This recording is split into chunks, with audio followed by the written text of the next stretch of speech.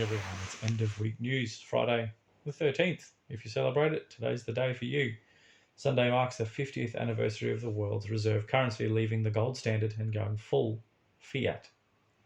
History shows a 100% track record of fiat currency failure. Yep, that's right. Not one of them has succeeded over time, normally with a 40-60 years. That we're currently amidst a surging inflationary environment seems more than coincidental.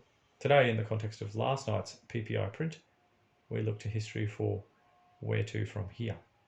Inflation is back to the forefront in markets' minds. Earlier this week, official inflation prints out of the US showed CPI remaining high, but within expectations at 5.4% in July, from a year earlier at 0.5% for the month, in line with June's figures and matching the largest jump since August 2008. However, core CPI rose 0.3% for the month, just below expectations of 0.4% and up 4.3% for the year. That slight miss helped the transitory inflation narrative. Last night, however, that was smashed as the more predictive PPI, or producer price index, that tracks cost of material, etc., used to make things people will later buy, jumped in at all-time record 7.8%, or 1% up in just 1 month. This next chart we're going to show you gives a little context for what's happening here in PPI. That is a little bit scary. Basic math tells you that you can't have such a margin between input costs and sales revenue for long before you have to pass that on to consumers. We discussed this a couple of weeks back about the lessons from the 70s inflation shock and why this time it's different to that again. As we discussed in that piece of news, this Sunday marks the 50th anniversary of ending of the gold standard. Over the 50 years since, without the forced discipline of a gold-backed reserve currency, we've seen currency debasement of an epic scale, but importantly, not general inflation in line with that. Instead, we've seen just asset inflation, seeing record high share markets, property and bonds. It is timely to reshare the famous quote from the even more famous economist Milton Friedman, who said, "Inflation is always and everywhere a monetary phenomenon in the sense that it is and can be produced only by a more rapid increase in the quantity of money than in output." Another stalwart is Egon von Greyerz of goldswitzerland.com, who wrote exactly of this and the anniversary on Sunday recently and shared the following table we're going to show you, illustrating the extent of that currency debasement.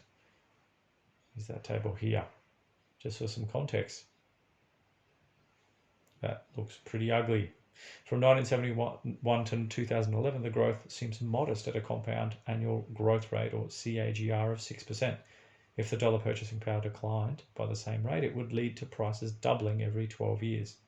Or put in other terms, the value of the currency on average would drop by 50% every 12 years. Then, from 2011, when money supply started growing in earnest, M1 has grown by 24% annually. This means that prices in theory should double every 3 years. Finally, from August 2019 to 2021, M1 has gone up by 126% in 1 year. If that was translated to the purchasing power of the dollar, would lead to prices doubling every 7 months. Von Mises defined inflation as growth in money supply and not in prices. The Western world until now has experienced very little consumer price inflation. Instead, the credit expansion has created exponential inflation in asset prices. Another little chart here showing US money supply growing at hyperinflationary rate. So where does this end? What we're seeing now is what von Mises called the crack-up boom. Von Mises defined a crack-up boom as the crash of the credit and monetary system due to continual credit expansion, leading to unsustainable and rapid price increases or inflation. The consequence would be a final and total catastrophe of the currency system involved. The aforementioned article about the 70s inflation concluded that this time was different, largely due to the debt burden now. That makes the 40s the more instructive. From Crescat Capital's latest investor report, this from them, in resemblance to today, the economy of the 1940s had high government debt and large fiscal deficits relative to GDP, along with repressive Fed interest rate policies. It was a decade that included 2 sharp waves of increasing inflation in the consumer price index, the first during World War II and the second right after it. Monthly CPI rose to a short-term peak of 13.2%, on a year-over-year basis in 1942, and while it fell back to 0% in 1944, it then spiked again to a higher peak of 19.7% in 1947, the highest year-over-year CPI increase in the last century. Note that during each of those inflationary spikes, CPI stayed above a 5% year-on-year rate every month for over 2 years. To our friends, the deflationistas, if this is an accurate roadmap to follow, buckle up. The rise in consumer price is just getting started. This is chart here from Crescat. And the peak at the transitory or so-called inflationary periods of the 1940s. Unlike the 1940s when the gold dollar was still pegged to gold, in the 1970s we had the abandonment of the gold standard, which marked the onset of 5 decades of limited financial and monetary discipline, ever escalating to the historic macro imbalances we have today. Such a shift in the monetary system was as significant as today's unlimited QE policies. The consequence of the macro setup during that era was that inflation rose in 3 waves from the late 1960s through the 1970s to reach a peak of 14.7% in the 1980s. Those waves were steadier and more persistent than the inflationary waves of the 1940s, we think due to the long-term trending dynamic of the wage price spiral that was at work. Interestingly, both of these regimes, along with today's, share one thing in common: negative real interest rates. The 1940s were the most financially repressive environment yet in that respect. The Fed at least allowed interest rates to rise in the 1970s while inflation rose faster. From a market perspective, there was one important lesson from both periods. At times when investable assets yield less than inflation, owning tangible assets becomes imperative. Commodities were far and away the best performing asset class in both of those decades. The Fed today is favouring the 1940s style of financial repression. It is not even thinking about raising interest rates anytime soon.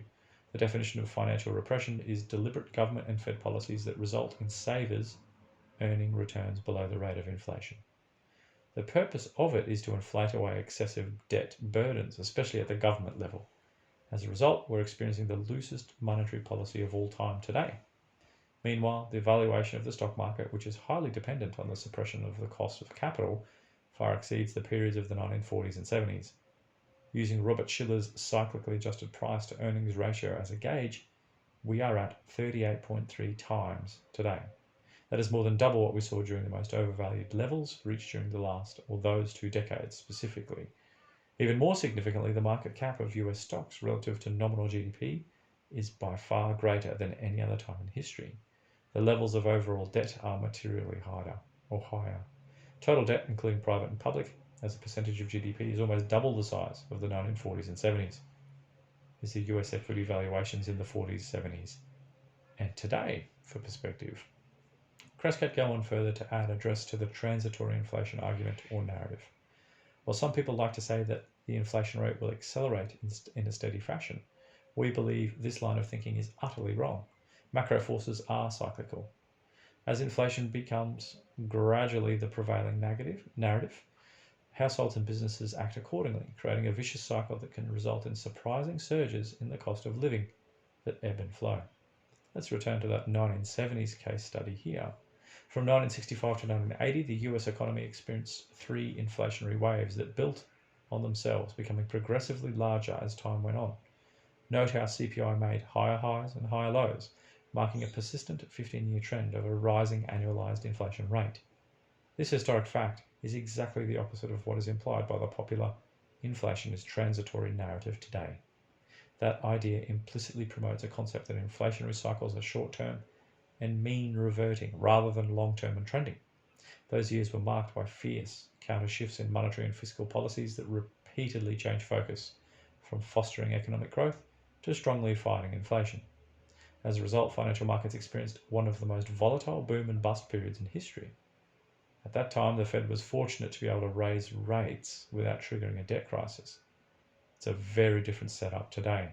Here's the 3 inflationary waves of the 70s shown graphically here in this chart by Crescat. The 50 years of monetary debasement, trending exponentially now as most things end, is increasingly look like a von Mises crack-up boom.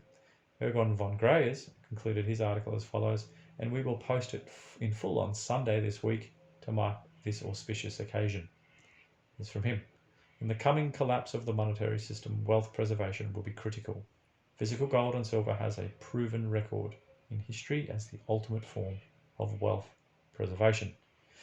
Measured in collapsing paper money, gold and silver will reach unthinkable levels. In the next 5 to 10 years, precious metals will vastly outperform all asset classes in real terms. Wow, and that's news for today.